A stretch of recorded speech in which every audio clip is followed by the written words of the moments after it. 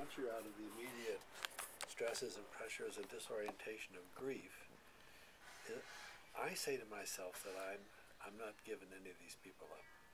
I'm not letting them go. I find that for the people who are really closest and most important to me, that I still feel in touch with them in some way. And I'm not speaking in a religious sense, just in a sort of spiritual sense. I've been in dialogue. My dad's been gone 20 years, and I still feel connected to him. My mom longer than that. And I sort of imagine what they would be saying to me about a certain situation, or what I would ask them about. And they stay alive. They stay with me that way. And everybody has to do this in their own fashion, but that's,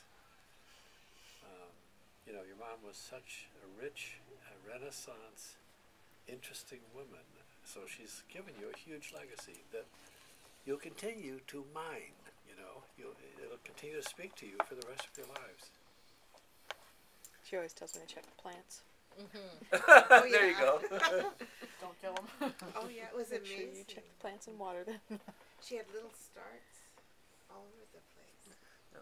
And I think another thing that he said, and it's not nearly as eloquent as what Bob said, but it's just a little addendum or embellishment on what he said. There's not a huge number of people, but numerically there's certainly more than a few people who've received a PhD. Very often, however, they do not earn a PhD doing work that's on their own terms.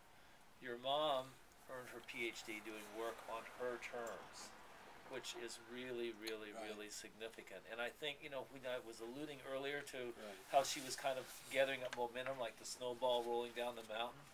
I don't know if there's no snowballs that probably roll down Mount Diablo, but anyway, occasionally. But anyway, I think one of the reasons that she didn't do as much that could be considered, quote unquote, really productive in the first year, I think in the first year she was shedding the skin of irrelevancy that other people were trying to foist upon her.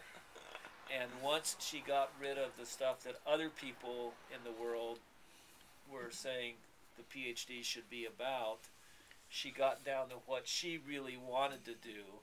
And once she got down to really what she wanted to do, then she was off and running. Yeah. I agree with that.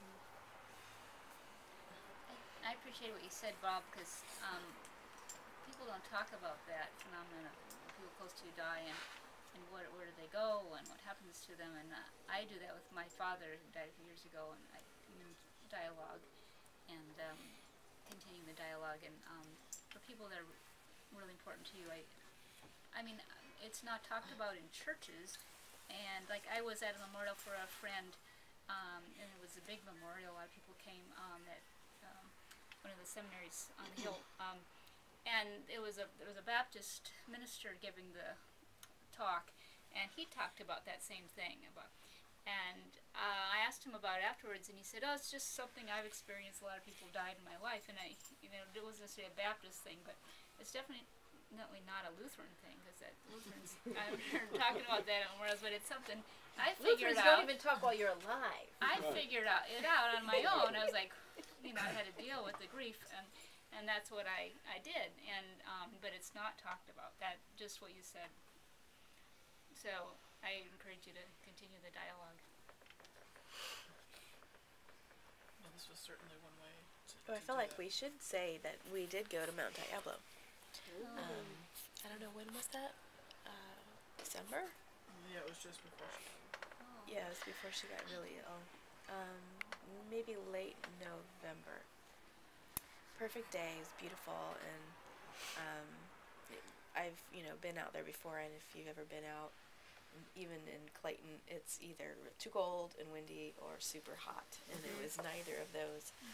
And we were able to secure a semi-private spot, and we're not bugged, and did a very small, simple ceremony, and the feeling was very calm and grounded, and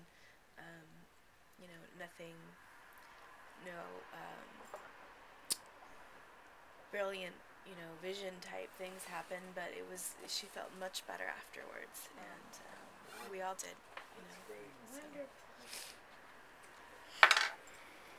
She often wore a pignon necklace here. And is that pignon cone still over there by the plant? Probably. There was